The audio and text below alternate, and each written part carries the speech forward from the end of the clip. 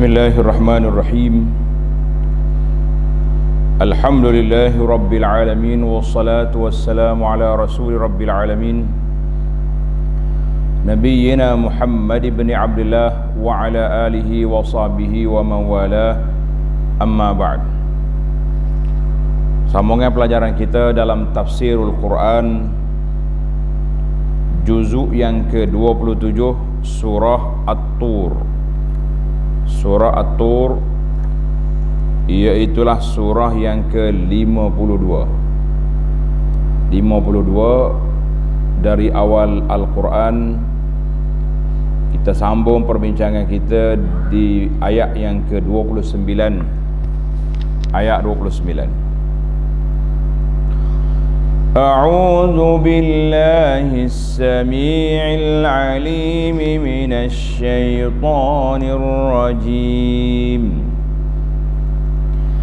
Fadzakkir fama anta bi ni'mati rabbika bikahinin wala majnun.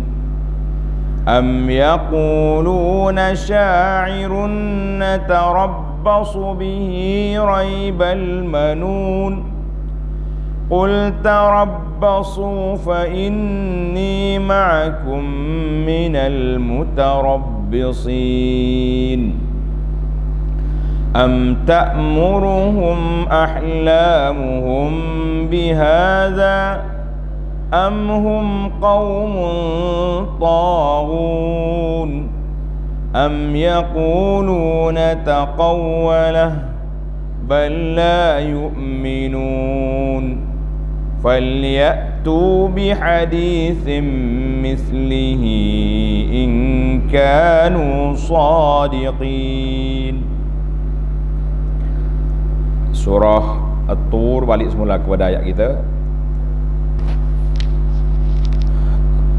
Ayat 29, fadzakkir fama anta bi ni'mati rabbika bikahinin wala majnun.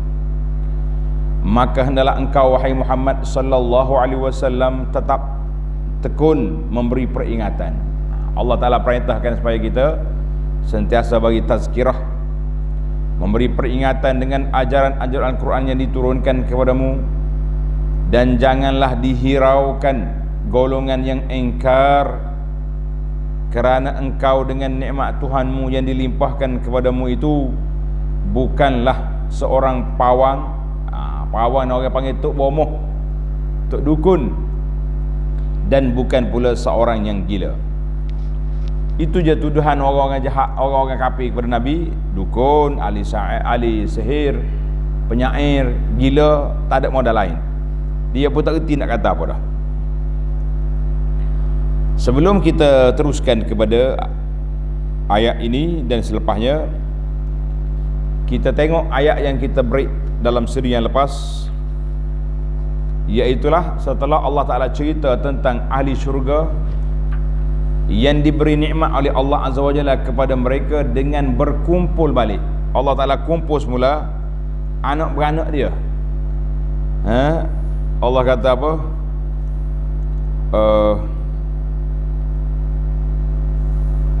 Mereka dapat berkumpul balik di dalam syurga nanti. Maka dan sifat-sifat ahli syurga tu apa dia? Maka di akhir ayat ahli syurga beritahu, famannallahu alaina wa waqana azabas samum. Allah kurniakan pada kami rahmat dan taufiknya serta memelihara kami dari azab neraka. Sebab apa? Ini tengok ayat 28 tu sebab dia, inna kunna min qablu nad'uuhu innahu huwal barrur rahim. Sesungguhnya kami dahulu tetap menyembah Allah dan memohonkan pertolongannya, kerana sesungguhnya Allah lah sahaja yang sentiasa melimpahkan ihsannya lagi yang amat mengasihani. Maka ini para ahli syurga mengatakan, kita dulu duduk atas dunia itu sentiasa berdoa kepada Allah. Ingat, tulis itu pelajar, kepentingan doa. Sebab Nabi SAW beritahu, wa man la yas'alillah yaghdab alaih. Siapa dia tak minta dengan Allah, Allah murka. Manusia ni kalau kita minta banyak dengan dia, dia murka pula. Terbalik. Dengan makhluk banyak meminta kena marah. Dengan Allah kalau tak minta kita kena marah. Itu berbeza. Tulis kata-kata hikmat. Dengan Allah kalau kita tak minta, Allah marah. Dengan makhluk kalau kita banyak minta, dia marah. Terbalik kan.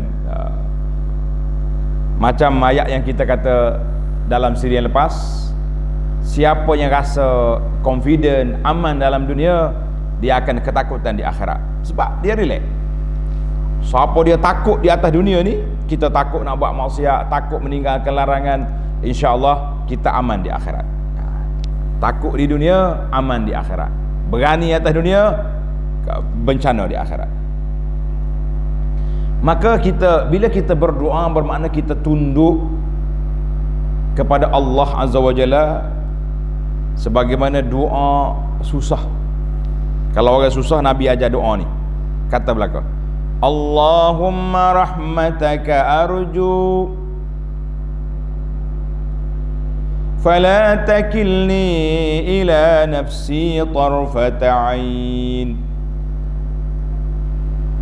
wa aslih li sya'ni kullah la ilaha illa anta.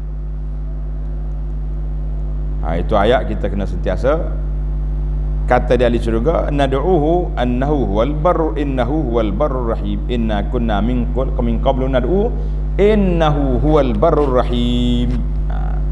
Kerana Allah Ta'ala tu sentiasa melimpahkan kurnianya, melimpahkan ihsan dia kepada kita. Al-barru maknanya Allah Ta'ala yang banyak pemurah, yang mulia, yang banyak memberi anugerah pemberian kepada kita. Itu dikatakan anugerah Allah Azza wa Jalla. Baik, kita teruskan pengajian kita pada siri yang ini. Tengok ayat 30. Para pelajar, tanda. Tanda bermula ayat 30 ni ada 15 kali Allah Ta'ala ulang kalimah am. 15 kali apa? Kalimah am. Am yaquluna, am khuliqu.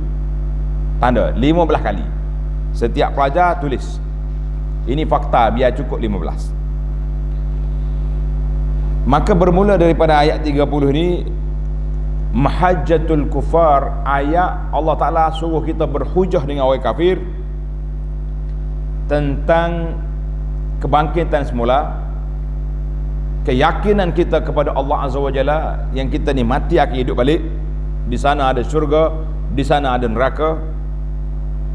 Kata di para ulama, dalam surah ini ada 15 kalimah am bi tariqatin la mathila laha fil Quran, dengan cara yang tidak ada tolak bandingnya, cara yang cukup mantap di dalam Al-Quranul Karim.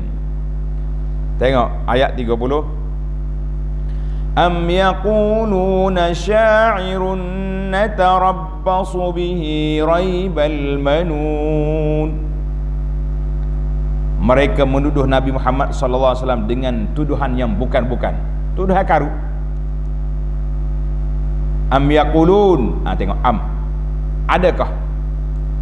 15 kali. Bahkan mereka mengatakan Muhammad, kita kata sallallahu alaihi wasallam itu seorang penyair yang kami tunggu-tunggu saat kebinasaannya. Kedai molek puakmu. Dia kata am yaqulun, mereka kata Muhammad tu penyair, kita tunggu dia mati je, relax lah kita. Relax lah. Sedap dia kan. Setelah mereka buat tuduhan jahat itu, dia kata kahin, majnun, Allah Ta'ala nafi. Tidak sekali-kali. Nabi ni, kita ni orang yang waras, dia kena hak mana orang betul, hak mana orang tak betul. Betul tak? Boleh kena tidak? Boleh kena pelik. Orang gila ni, orang tengok dia tahu dah. Ni Nabi dengan percakapan yang fasih, dengan orang yang bersih orangnya. Dahlah tuannya comel, bersih penampilan, akhlaknya sangat baik. Tiba-tiba dia kata orang gila. Siapa dia gila? Hak dia nuduh tu lah gila kan. Satu. Tujuannya tuduhan-tuduhan jahat ni untuk apa? Untuk nak mengaburi mata masyarakat awam. Mu jangan pergi kat dia tu. Gitulah. Zaman kita hari ni ada juga bila dia orang yang kita tak setuju, mari nak ceramah tempat kita pun ambil dia punya poster, pangkah, tulis macam-macam tuduhan, buat rekod ni, ini semua ni kerja jahat. Belajar teknik daripada puak-puak jahiliah dulu belaka tu. Allahu akbar. Dia kata apa? Am yaquluna sya'ir natarabbis basbi raibal manun. Raibal manun, mana tunggu dia mati je lah. Tunggu mati. Ayat yang ke-31. Qul tarabbasu fa inni ma'akum minal mutarabbisin. Katakanlah wahai Muhammad sallallahu alaihi wasallam, tunggulah kamu akan apa yang kamu anggapkan itu. Saya lelah tunggu. Berasa betul sangat awak. Maka sungguhnya aku pun dari orang-orang yang menunggu bersama-sama kamu akan apa yang dijanjikan oleh Tuhan. Aku tunggu juga. Allah janji nak binasakan kamu, kita tunggu. Sama-sama tunggulah. Tak usah duduk tunjuk kedai sini. Itu maknanya Allah ajar Nabi kita sallallahu alaihi wasallam supaya cabar balik, challenge. Kata orang sekarang, kita challenge balikmu. Mu tunggu aku mati, mu mati dulu. Kita berpindah kepada am yang kedua pula. Boleh. Ayat 32 itu panggil am yang kedua. Am ta'muruhum ahlamuhum bihadza am hum qaumun taghun. Am yang pertama, am yang kedua, am ta'muruhum ahlamuhum bihadza. Adakah mereka disuruh oleh akal fikiran mereka, akal yang waras ke ajar kamu ni, supaya melemparkan tuduhan-tuduhan yang sedemikian itu? Am hum qaumun taghun, itu am yang ketiga. Atau sememangnya mereka suatu kaum yang melampaui batas dalam keingkaran dan kedegilannya. Tengok nota di bawah 1697. Yakni perbuatan mereka melemparkan tuduhan-tuduhan yang berlaga-laga terhadap Nabi Muhammad sallallahu alaihi wasallam dengan mengatakan baginda seorang pawang, penyair, gila dan lain-lain, menunjukkan fikiran mereka tidak waras. Kerana seorang pawang tidak sama dengan seorang penyair, dan orang gila tidak dapat menjadi penyair atau pawang. Tak ada. Orang panggil kontra. Dia punya tuduhan sendiri pun tak betul dah. Ayat 33 itu am yang keempat. Am yaquluna taqawwalah bal la yu'minun. Bukan sahaja mereka ingkar dan berdegil, bahkan mereka berkata dia Muhammad sallallahu alaihi wasallam telah mereka-reka akan Quran itu. Tuduhan mereka yang demikian tidak berasas, bahkan mereka sengaja tidak mahu beriman. Memang dia jahat pun kan. Dia tak mahu beriman, dia buat tuduhan macam-macam. Patutnya ialah takdir Allah SWT, dia mati nak jadi kafir. Kalau tidak, kalau dia dengar baik-baik, relax ya, insya-Allah mereka ni akan dapat hidayah. Berapa kali dah am? 4 kali Allah Ta'ala cabar di sini kepada puak kafir. Ayat 34, falyatu bihadithin mislihi in kanu sadiqin. Kalau tidak apa, tak mau beriman, maka hendaklah mereka membuat dan mendatangkan kata-kata yang fasih, petah dan indah seperti Al-Quran itu, jika betul mereka orang-orang yang benar dakwaannya. Allah cabar dia, falyatu bihaditsin misli, bawa mari sebuah Quran. Dalam ayat lain tanda, para pelajar tanda. Tuhan kata sini dalam surah Yunus ayat 38, fa'tu bi suratin mithli, membawa satu surah seperti Quran. Dalam surah Hud ayat dia fa'tu bi asyri suwarin mithli, membawa 10 surah. Mana cabaran itu kita mula dengan hak rendah dulu. Faliatu membawa sebuah Quran, bawa 2 ayat tak apa dah. Kan? Itu yang dengar kata cerita puak kafir bersidang buat ayat Quran, nak tiru Quran.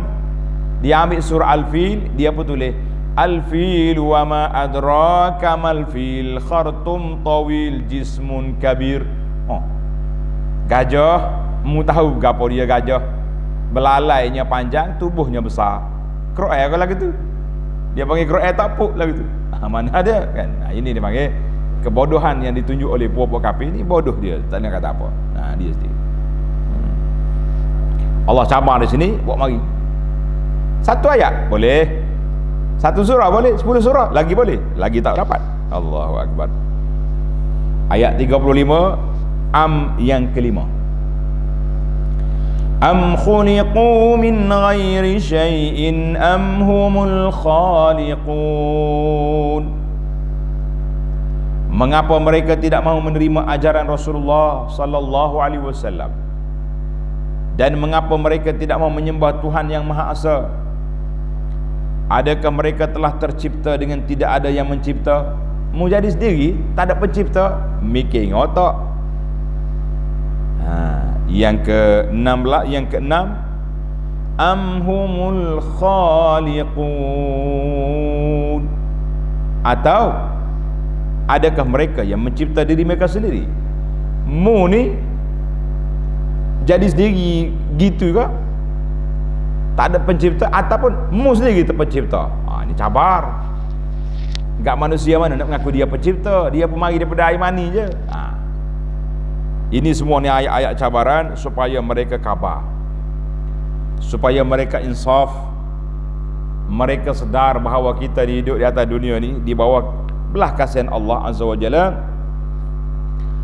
Tak ni Tuhan cabar dia, membuat mu sendiri. Kita pergi pada ayat yang ke cabaran 7, yang ke-7, ayat 36, kita pergi yang lebih besar lagi. Am khalaqus samawati wal ard bal la yuqinun. Adakah mereka yang menciptakan langit dengan bumi itu? Allahu akbar. Tadi Tuhan tanya muatmu, tak jawab. Langit dengan bumi mu buat? Lagi tak jawab kan? Sudah tentu tidak. Bahkan mereka adalah orang-orang yang tidak meyakini kebenaran apa yang mereka pernah mengakuinya. Dia mengakui mana? Tengok nota di bawah 1698, yakni kalau ditanya, mereka mengakui bahawa Allah Ta'ala yang menjadikan langit dan bumi dan segala yang ada padanya, tetapi mereka tidak meyakini kebenarannya kerana mereka masih lagi berlaku syirik. Tanya. Allahu akbar. Ayat 37, yang ke berapa dah tu? Yang ke-8. Am indahum khazainu rabbika am humul musaytirun. Adakah pada tangan mereka perbendaharaan Tuhanmu? Mu kau pemegang kunci gedung dunia ni, sehingga mereka boleh memberi atau menahan sesuatu, nikmat atau pangkat, atau mereka lah yang berkuasa mentadbirkan segala-galanya. Mu ingat ni hakmu kan? Nikmat atau pangkat, tadbir segala-galanya ni ya. Am humul musaytirun. Itu yang ke-9.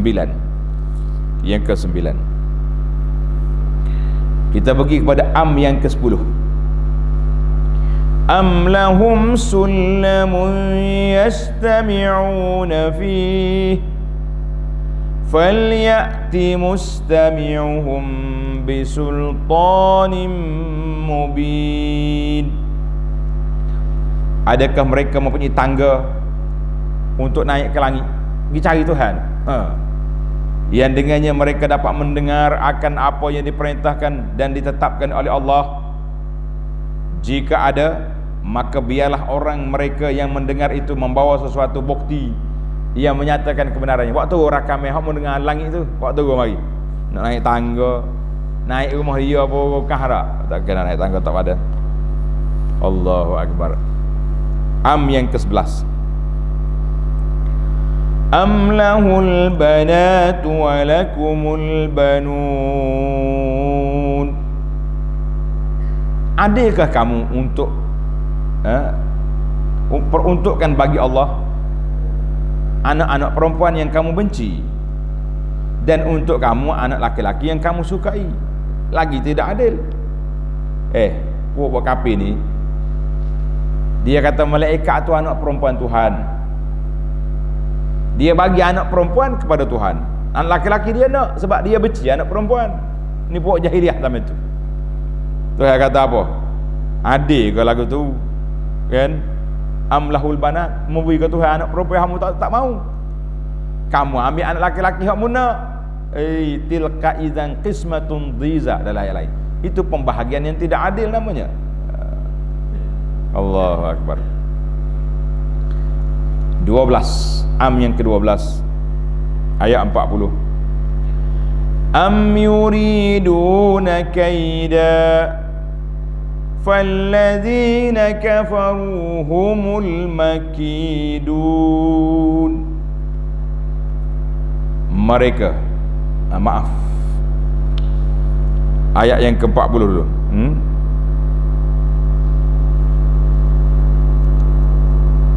Ayat yang ke-40.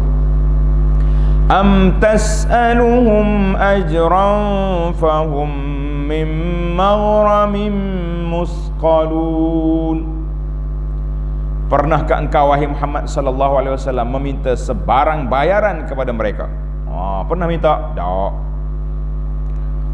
Mengenai ajaran Islam yang engkau sampaikan itu, Nabi tak pernah minta ajaran. Semua nabi-nabi tak minta ajaran. Tapi kita hari ni minta macam mana? Minta duit minyak je, tak. Minta duit tambah-tambah perjalanan.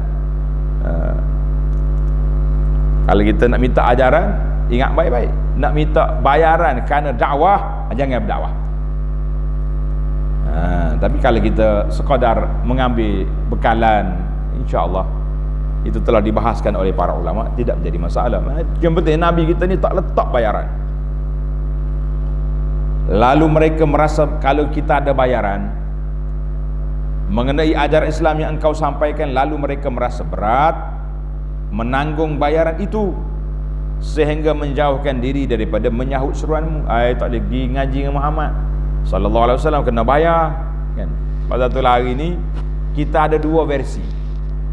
Belajar di surau, di masjid, ngaji di online, semuanya free belaka. Kena bayar internetnya. Ada satu lagi dia panggil convention, seminar, daurah. Itu kita suruh bayar. Sebab apa bayar? Kita nak sewa bangunan, bagi makan, bagi nota, bagi tambah ustaz. Itu lain. Awak nak free tu di masjid banyak. Jangan ada banyak. Setengah orang ni bila kita buat daurah yang ada bayaran ni, dia kritik macam-macam. Aku buat free di masjid pun tak mari pun. Kita ambil, kita sewa dewan, kita sewa tempat ni, ambillah sikit orang panggil sumbangan daripada peserta, pakat dua kritik pula. Itu dia panggil tidak adilnya kita dalam buat penilaian. Kena adil lah. Tapi janganlah untuk agama ni besar-besar, geng-geng motivasi, nak suruh bayar mahal, tak apalah, dia nama dia motivasi. Seminar-seminar mengenai saham, bayar siapa 1,000, tak apalah, itu nak cari fulus kan. Itu untuk kerja dunia dipersilakan, tapi untuk akhirat ni jangan mahal-mahal. Orang nak cari Allah, bukan nak cari fulus di sini. Nah, Allahu akbar. Berapa mana ayat kita? Ayat yang ke-31 apa ni? 40 sana kan. Am indahum am tasalum. Ayat 41, yang ke-13. Am indahumul ghaibu fahum yaktubun. Ada kepada sisi mereka lauh mahfuz yang mengandungi perkara-perkara yang gaib. lalu mereka salin daripadanya untuk menentang ajaran dan peringatanmu. Mu tahu ke benda gaib boleh lawan dengan fakta kepada apa yang diajar oleh Nabi sallallahu alaihi wasallam? Mu tahu? Tak tahu pun. Yang ke-14, am yuriduna kaida falladzina kafaru humul makidun. Mereka tidak berpada dengan kata-kata dan tuduhan-tuduhan yang buruk saja, tak berpada.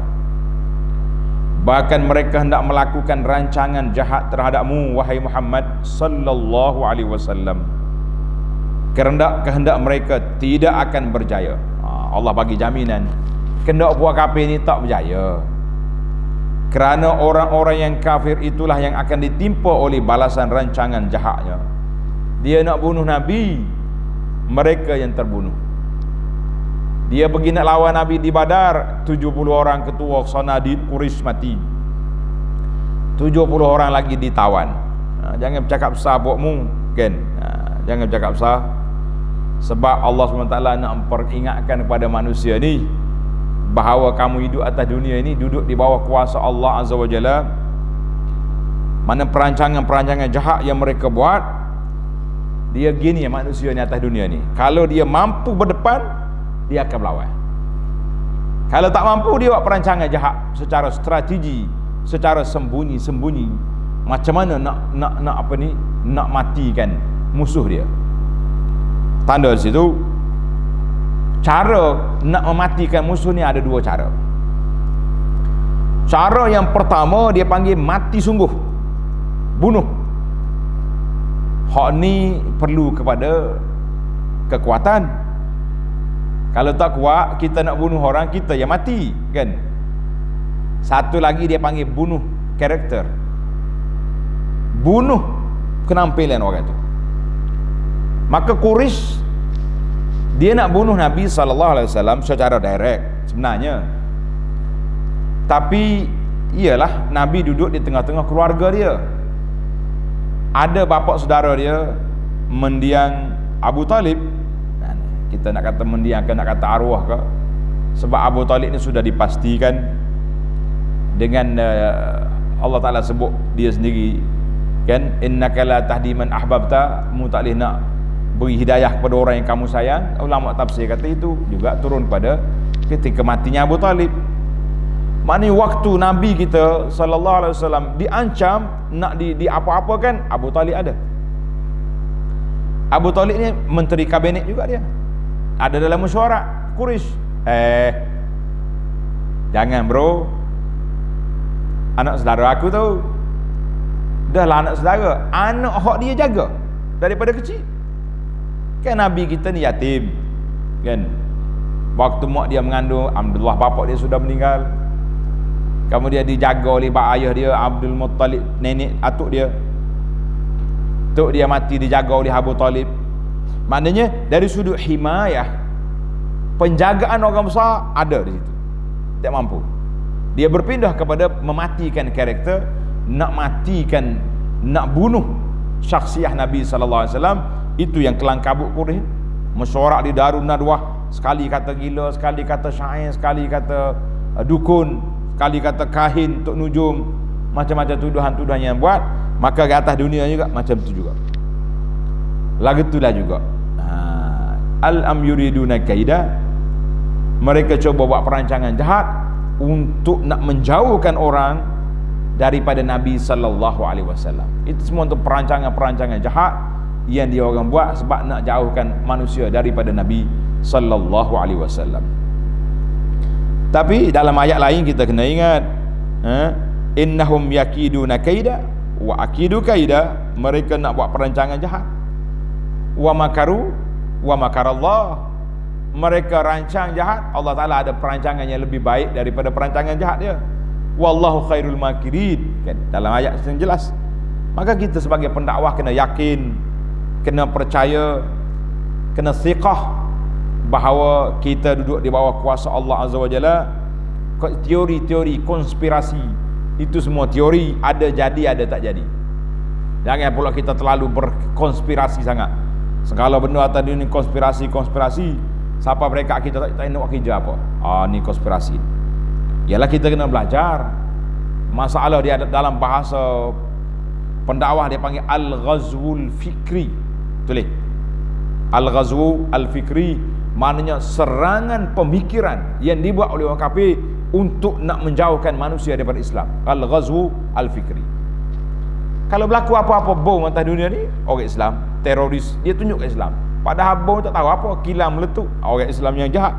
Itu semua tu tuduhan-tuduhan al-ghazwul fikri, sehinggalah timbul di barat hari ni satu mazhab baru, nama dia Islamfobia.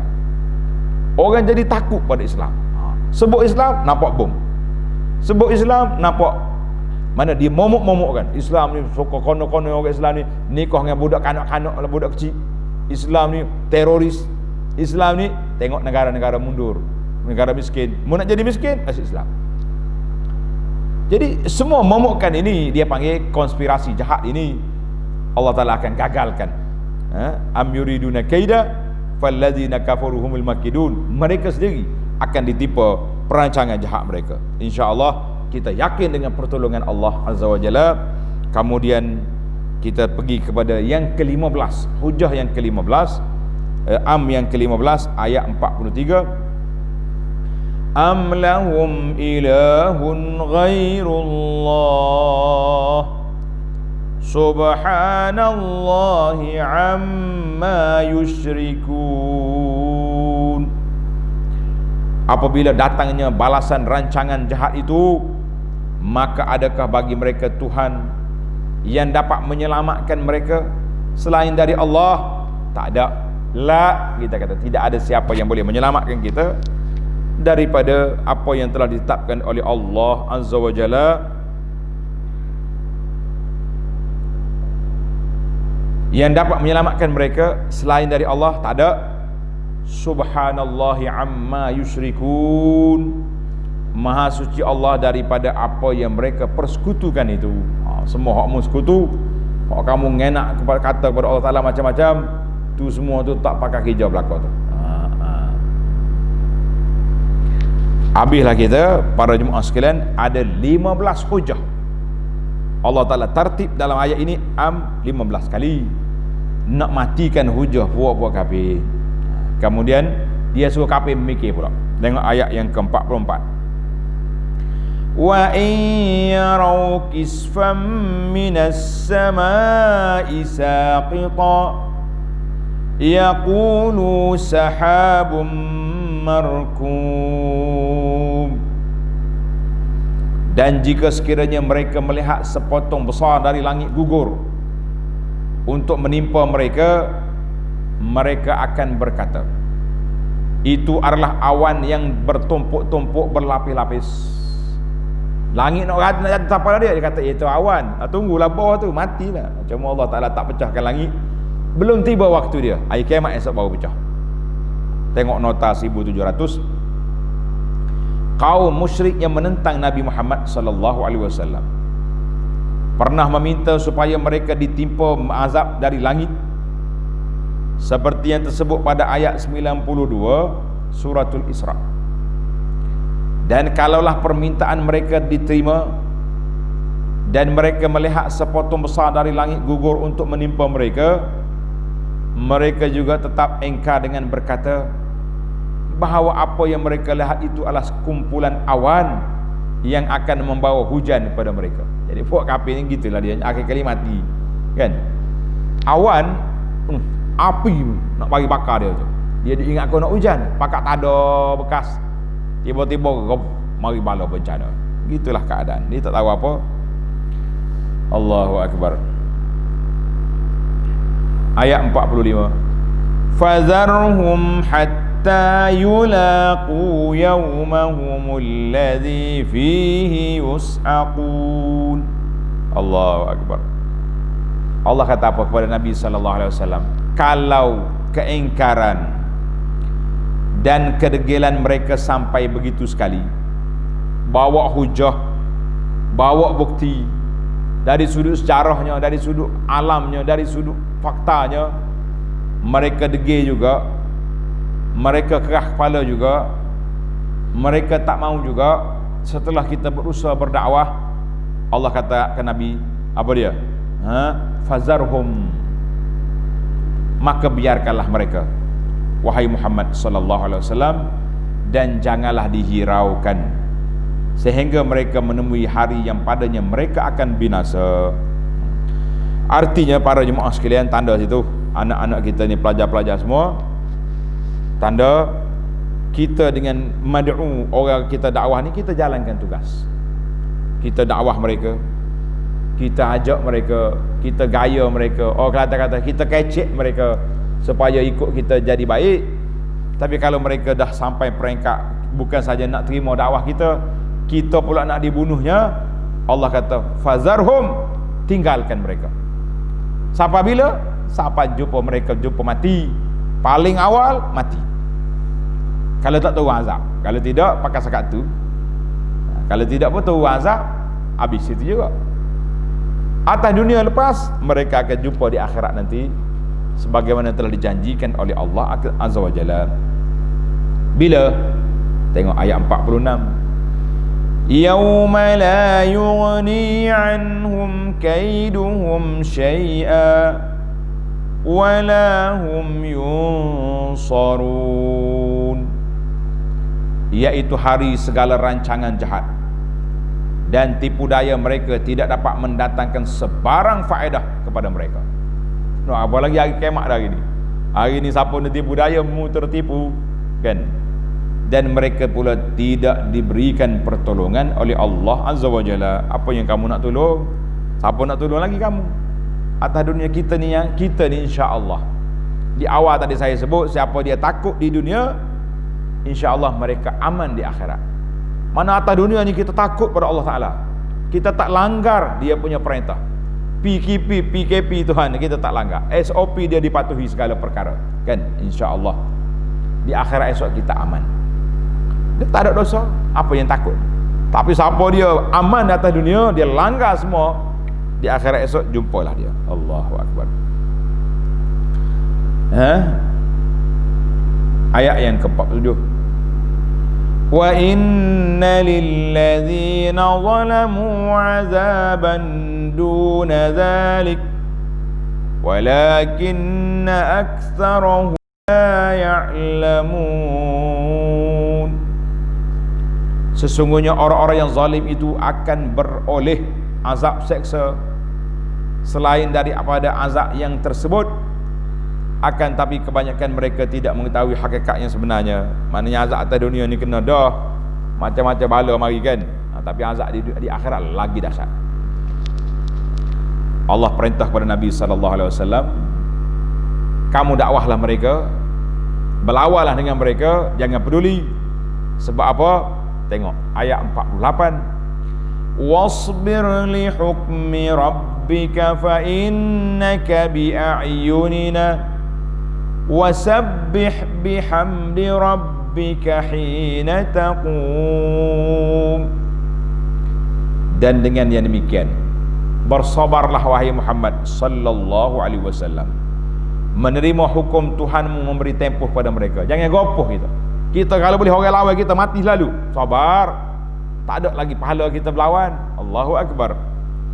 Kerana sesungguhnya engkau tetap terselamat dalam peliharaan serta pengawasan kami, dan bertasbihlah dengan memuji Tuhanmu semasa engkau bangun.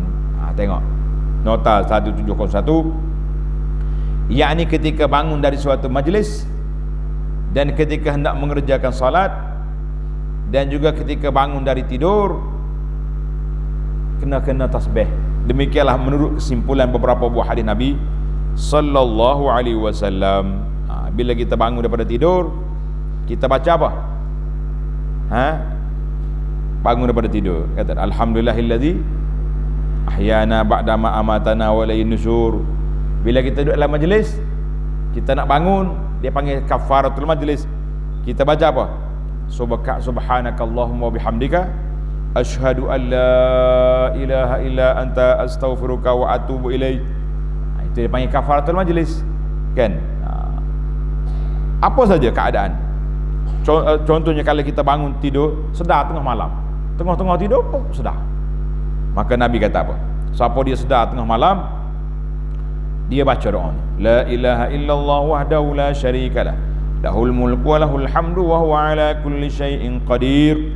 Alhamdulillah wa subhanallah wa la ilaha illallah wallahu akbar. Wa la hawla wa la quwwata illa billah. Kemudian dia pun berdoa, Allahumma ufirli. Dia berdoa, Allah Ta'ala akan mustajabkan dia. Masya Allah, tabarakallah. Maknanya semua waktu tepat, mana-mana bila kita duduk saja-saja, terus bertasbih, subhanallah wa bihamdih, subhanallahil azim. Tasbih yang paling disukai oleh Allah Azza wa Jalla kan, di antara dua kalimah yang disukai oleh Allah. Ataupun kita lengkapkan yang empat tu, subhanallah, alhamdulillah, wa la ilaha illallah wallahu akbar. Jadi Allah Ta'ala perintah, wasabbih bihamdi rabbika hina taqum. Muntasbihlah ketika kamu bangun daripada tidur, bangun daripada majlis, bangun daripada apa saja, tasbih. Jangan lupa kita, jangan banyak tasbih. Ni tak ada nak apa-apa pakai bangun sengih suka gitu. Nah, celak-celak mata-mata ganyih mata bukannya baca doa, pernah cari telefon tengok mazhab Wasafi. Rugi kita. Jangan duduk cari Wasafi dulu, baca doa, zikir dulu. Ayat yang terakhir dalam surah ini, wa minal laili fasabbih wa idbaran nujum.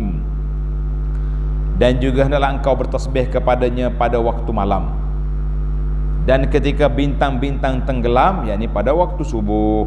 Maknanya setiap masa lah kita ni, solat maghrib, solat isya tu malam, kemudian bila bintang sudah habis subuh.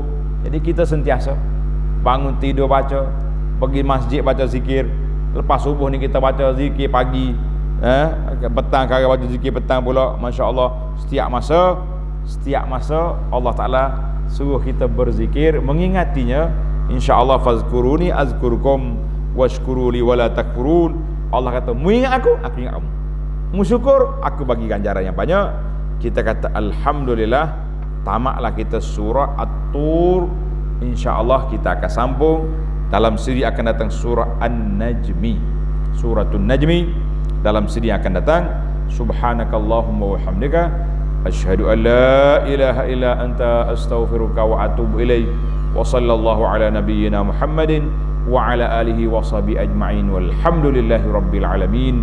Wassalamualaikum warahmatullahi wabarakatuh.